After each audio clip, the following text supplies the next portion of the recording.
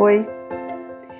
Esse vídeo ele foi gravado ao vivo durante o curso de Metalurgia Física apresentado pelo Dr. Paulo Roberto Oliveira Emídio, agora em janeiro de 2021. São 4 horas de vídeo separadas em 17 partes.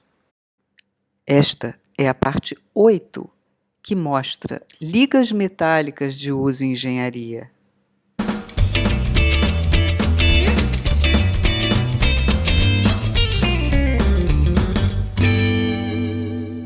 A gente até agora, a gente só falou de metal puro. Nós não falamos nada de quando eu tenho uma mistura. Por exemplo, quando eu tenho cobre mais zinco e essa mistura solidifica. Quando eu tenho ferro mais carbono, mais cromo, mais níquel, mais molibdênio, mais vanádio, e isso aqui se solidifica. E ainda aí eu tenho um pouquinho de enxofre, mais um pouquinho de fósforo, por exemplo. E isso aqui se solidifica, essa mistura aqui se solidifica. E eu passo a não ter mais um metal puro, né? O metal puro seria eu ter o cobre, o zinco, o níquel sozinho, o ferro sozinho. Isso é uma situação bastante difícil de ter, metal completamente puro. Por quê? Porque como na natureza, a gente falou, eles aparecem na forma de óxido de sulfeto. E sempre é um agregado, sempre tem outros componentes agregados. Então, na hora que eu faço meu processamento metalúrgico, uma das coisas mais difíceis é obter um metal puro, purinho. Sempre vai ter algum outro elemento lá dentro. E, normalmente, esse processamento metalúrgico é feito no estado líquido. Depois disso, ocorre a solidificação. Se eu não tenho material completamente puro, esse átomo que está a mais, né, o carbono, o níquel, seja lá qual for, ele vai ter que se comportar de alguma maneira em relação à estrutura cristalina do material que estava lá, do ferro, por exemplo, ou do cobre, ou do zinco, dependendo de qual é o material. Eu vou ter, na verdade, elementos que aparecem como impurezas, né, impurezas que vêm do próprio processo de fabricação, e elementos que aparecem que são intencionalmente adicionados, ou propositalmente adicionados, vamos botar assim, para mudar uma determinada propriedade. Mesmo as impurezas, que eu não adicionei intencionalmente, elas vão mexer também nas propriedades. Então vamos passar a ver agora o que é exatamente quando eu tenho mais de um elemento presente e ocorre a solidificação, o que acontece?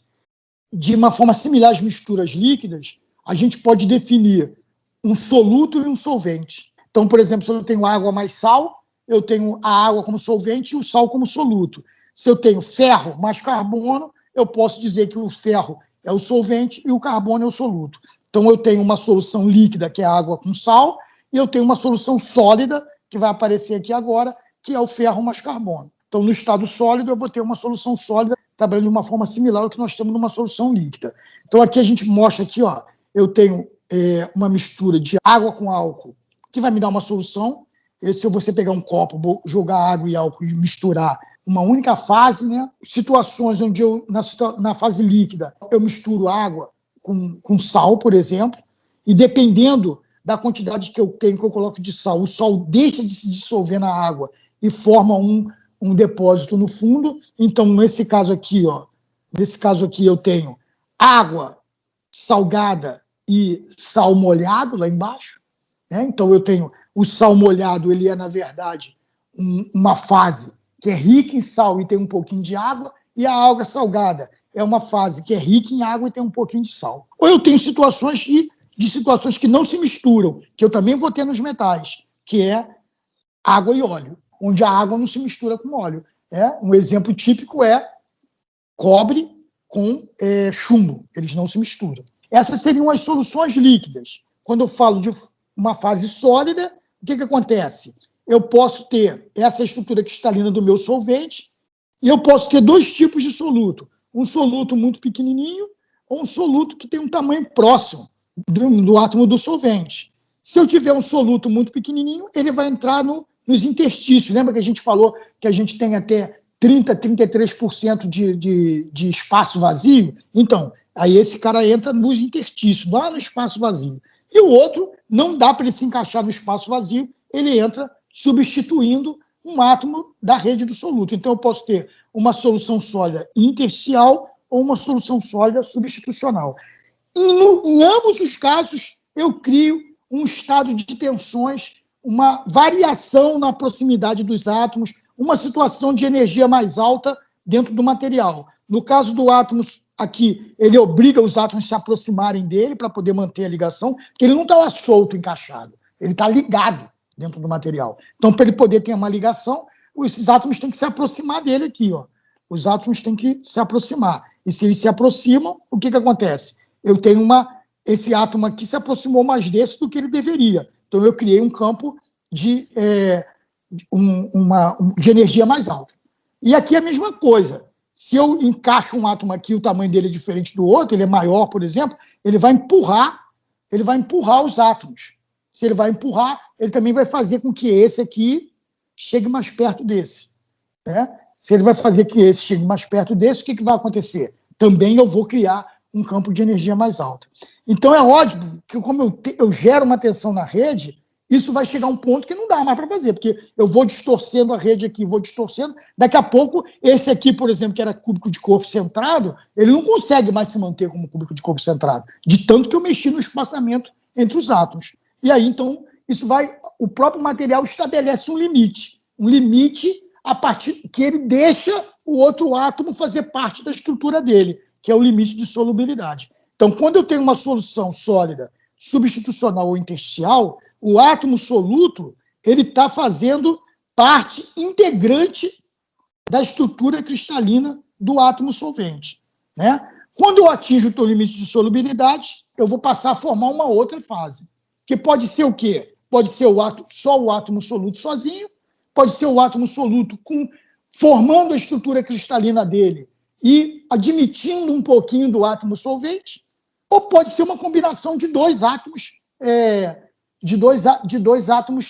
soluto que eu tenho lá. Né? Por exemplo, em alguns ácidos, a gente tem, por exemplo, cromo e carbono.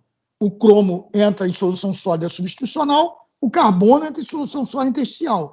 Em algumas situações, eu tenho uma fase formada que é formada por um carboneto de cromo, que não é que não tem o ferro, ou seja, ela é, na verdade, uma combinação entre dois átomos solutos, que não conseguem mais ficar em solução sólida e olham um para o outro e formam uma outra fase. Então, sempre que eu ultrapasso o limite de solubilidade, eu tenho uma fase nova. Imagina que materiais que tenham vários elementos solutos, como é no caso do aço, por exemplo, eu posso ter várias fases diferentes. Cada vez que eu ultrapassar o limite de solubilidade de um determinado elemento na estrutura cristalina. A gente tem aqui o átomo de cobre, uma estrutura do cobre, e eu vou adicionando vários elementos. Níquel, paládio, platina, ouro, alumínio, prata, chumbo, e eu vou vendo aqui, então, qual é o quociente entre os raios e o limite de solubilidade, a percentagem máxima que consegue entrar em solução sólida. O níquel consegue, eu vou desde 100% de cobre até 100% de níquel. O níquel é totalmente solúvel no cobre e vice-versa. Por quê? Porque eles têm um tamanho muito próximo. Não são iguais, como eu falei lá no início, não existe um átomo de tamanho igual ao outro, mas eles são muito próximos. À medida que eu vou aumentando o quociente entre os raios atômicos, vai diminuindo o quê? A solubilidade. Até que chega um ponto que o chumbo, que é tão grande, ele não consegue se dissolver no cobre. E a solubilidade, então, dele é zero. Ou seja, se eu jogar chumbo dentro do cobre, vai ficar como partículas de chumbo lá dentro. Isso vai fazer o quê? O chumbo tem um ponto de fusão mais baixo, se eu aquecer aquela região vai fundir primeiro, mas também o chumbo facilita a usinagem, então vai fazer com que eu possa usinar, ele age como um quebra-cavaco, eu possa usinar com uma velocidade mais alta, e aí aparecem aí as ligas de usinagem fácil, onde eu preciso de produtividade, não tenho tanta responsabilidade em termos de propriedade mecânica, mas eu preciso de produtividade na usinagem. Essa outra figura aqui está mostrando para a gente uma outra situação, cobre e zinco, que é uma liga clássica, uma mistura clássica das ligas metálicas, que formam o latão, né? Onde eles têm uma solubilidade do latão, do cobre no zinco, a temperatura do zinco no cobre, a temperatura ambiente em torno aí de 40%. E eu tenho o quê? O zinco, que é o átomozinho menor, ele entra em solução sólida. Quando ele atinge a solubilidade, ele forma uma outra fase, que é uma fase mais rica em zinco. Então, eu posso ter duas fases. Eu tenho uma fase que é uma solução sólida de cobre com zinco e uma fase que é uma solução sólida de zinco com cobre.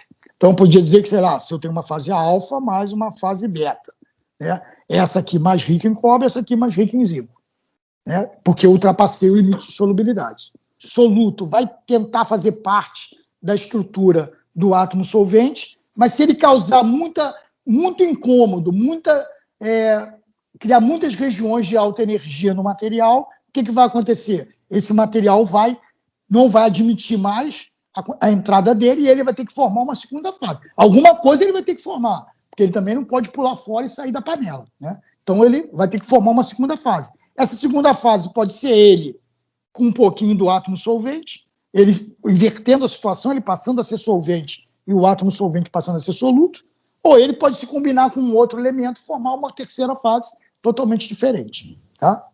A questão de ter uma solução sólida intersticial ou substitucional aumenta a resistência mecânica dos materiais. Por quê? Porque cria regiões de mais alta energia e dificulta a movimentação de discordância. Então, se eu tenho aqui, por exemplo, limite de resistência à tração em função do teor de níquel, por exemplo, eu vou ver que aumenta à medida que eu aumento o teor de níquel. A mesma coisa é o limite de escoamento, aumenta à medida que eu aumento o teor de níquel. Quando eu coloco ele, lá uma situação substitucional normalmente. Isso aqui provavelmente por uma liga de cobre. Um atrito, ou seja, na rede, eu vou ter a rede com uma resistência maior para as discordâncias poderem se movimentar, porque esses campos de tensão que são criados pelos átomos solutos, o que eles vão fazer? Eles vão dificultar a movimentação da discordância, então eles vão aumentar a resistência mecânica de uma forma geral do material. Então, é uma das maneiras de aumentar a resistência mecânica que a gente viu agora. Então, a gente viu até agora o encruamento, que é muito utilizado em metal puro, que é uma das maneiras de eu aumentar a resistência mecânica, é encruar o material, ou seja, deformar ele plasticamente, ou adicionar elemento soluto. Repara que o elemento soluto ele não pode ser adicionado depois que o material está sólido, né? O encruamento eu posso encruar depois que está sólido. Agora, o elemento soluto ele é adicionado lá na fabricação, lá na fundição. Eu já adicionei ele lá. Aí eu vou ter um material que vai ser mais resistente do que o elemento solvente puro. Mas eu não posso adicionar mais, não posso colocar mais soluto lá, tá? Porque ele já está no estado sólido. Quando eu formo uma segunda fase, eu vou ter duas situações. Lembra que eu falei, eu formo uma segunda fase, que é, na verdade, o elemento soluto passando a ser solvente e do solvente passando a ser soluto. Então, eu posso ter duas situações. Uma que vai conferir mais resistência mecânica e a outra que vai conferir menos resistência mecânica. O que é isso? Eu posso ter, se ela está mantendo a continuidade da rede cristalina, aqui, repara que a rede cristalina continua daqui para cá, mesmo quando eu passo por uma região que já não tem mais a mesma composição da região daqui, ou seja, eu tenho outro átomo maior aqui, entrando. Então, o que vai acontecer? Se ela mantém a continuidade, ela vai criar uma grande distorção da rede cristalina. Isso significa que vai ter uma resistência mecânica mais alta, está falando aqui que vai ter uma maior dureza. Se ela cria um precipitado, se ela cria uma fase que quebra totalmente, ou seja, forma um contorno entre ela e a outra estrutura, e a estrutura solvente, o que vai acontecer? Ela vai ter uma incoerência com a rede, ou seja, não existe uma continuidade da rede aqui, e aí o que vai acontecer? Ela já não tem mais tanto efeito sobre a resistência mecânica. Ela tem pouco efeito sobre a resistência mecânica. Na verdade, tem um efeito até bem baixo. Isso aqui depende também de como vai ficar a precipitação lá. Normalmente, nos estágios iniciais, a precipitação é coerente e para os estágios finais, a precipitação é incoerente. Se eu deixar precipitando, vai ficar incoerente. Os precipitados vão crescer. Se eu parar essa precipitação, eu posso melhorar a resistência mecânica. Ou seja, já viu que a gente pode aqui brincar de precipita, não precipita, deixa eu formar uma fase, não deixa eu formar outra, e aí com isso eu vou começar a mexer com as propriedades mecânicas dos materiais. Vai dar origem aos tratamentos térmicos, que é o quê? Eu deixar uma fase acontecer, não inibir o aparecimento de uma, fazer com que a outra apareça, e aí então eu começo a mexer com as propriedades dos materiais. Tá? Nessas tabelas aqui do lado eu tenho alguns exemplos de material. Então, eu tenho aqui, por exemplo, o níquel, vou aumentar aqui um pouquinho, o níquel comercialmente puro, né, que praticamente, lembra que eu falei que era muito difícil a gente obter um material totalmente puro, né? Então, a gente tem 99 de níquel, tá vendo? E algumas impurezas. Ferro, manganês, cobre, carbono, enxofre, algumas impurezas. O que acontece? As propriedades dele, aqui, ó, um limite de escoamento baixo, né? 148 megapascal. Quando eu entro aqui, ó, no Monel, onde eu já coloquei o cobre propositalmente aqui, ó, 31% de cobre, né?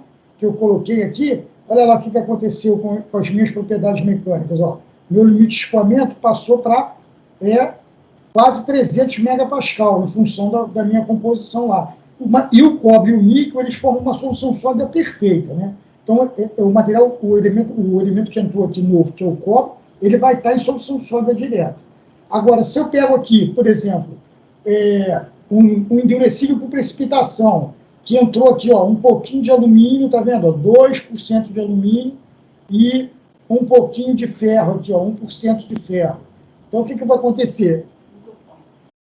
Ele vai criar uma precipitação, lembra da precipitação coerente e incoerente, né? E aí o que acontece? Eu passo a ter um limite de escoamento, limite de resistência muito mais alto.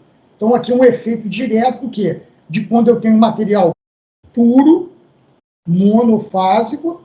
Aqui eu tenho um material que é uma liga, mas ainda é monofásica, e aqui eu tenho uma liga bifásica, porque eu adicionei propositalmente o alumínio para poder, e o ferro para poder fazer essa precipitação. Tá? Já que a gente falou de liga, a gente está mostrando aqui as principais ligas ferrosas e como é que elas aparecem aqui em termos de preço. Então, a gente tem aqui, ó, lá em cima, os ferros fundidos, que é a liga ferrosa, assim, talvez mais simples, né, que tem pouco processamento. Aí aqui vem já os aços ao carbono, sem elementos de liga, às vezes com alguma coisa de manganês, que são os aços, normalmente, aços estruturais de construção mecânica, que usa para tubulação. Já começam a aparecer os baixa liga, ou seja, aqueles que têm menos de 5% de liga. E os elementos de liga que aparecem são manganês, nióbio, vanádio de titânio, cromo, níquel, molibdênio, que são aços aí, estruturais, vasos de pressão, que é usado muito em construção mecânica. Começa a aparecer aqui os de alta liga, cromo, níquel, molibdênio, normalmente são utilizados aí em temperaturas mais altas ou temperaturas mais baixas, onde a gente tem querendo melhorar normalmente a tenacidade. E os de alta liga, que tem mais de 8%, que são os aços inoxidáveis, aço resistente ao calor, resistente ao desgaste, para colocar elementos de liga para dar uma determinada característica. Evidentemente que o custo dessas coisas vai aumentando daqui para cá, né? Quanto mais eu vou adicionando elementos de liga, vou processando mais, vou trabalhando mais, e evidentemente, à medida que eu ando para cá, também eu coloco elementos de liga, mas eu também tenho que tirar as impurezas, que normalmente é o enxofre, é o fósforo. Eu tenho que trabalhar para diminuir o teor dessas impurezas, para não atrapalhar as propriedades mecânicas, e esse custo desse material vai ficando mais alto. Então, às vezes, a gente tem vontade de falar assim, tá tendo problema de corrosão, vamos colocar um aço inox. Mas aí eu tenho um compromisso de custo para aquela aplicação. Pode ser que seja um absurdo, né? Então, por exemplo, um navio, ele não é feito de inox, ele é feito de aço carbono e tem outros mecanismos para inibir, por exemplo, a corrosão, do que ter um monte de elemento de liga e ser resistente à corrosão na água e no mar. Aí aqui embaixo aparecem as principais ligas não ferrosas, alumínio, ligas de alumínio, de cobre, de níquel, de titânio, de cobalto, que vão aparecer para as mais diversas aplicações. A de alumínio tenta competir um pouquinho aqui com os aços em alguns momentos, porque a gente consegue uma resistência mecânica maior, que as ligas não ferrosas normalmente têm uma resistência mecânica menor do que as ligas ferrosas, né? Então, o alumínio tem momentos que ele se iguala, então tem algumas situações que dá para competir. Isso tem outra coisa do peso também, né? Quanto maior a resistência mecânica, mais fino eu posso fazer a minha estrutura, menor vai ser o peso total da estrutura. Então, vai começar a ter aí um compromisso de custo, de performance para cada material que você vai aplicar, para cada projeto que você tem. E vão ter situações que não vai ter jeito, vai ter que ter um custo alto no material, porque tem muitos requisitos diferentes aí no projeto.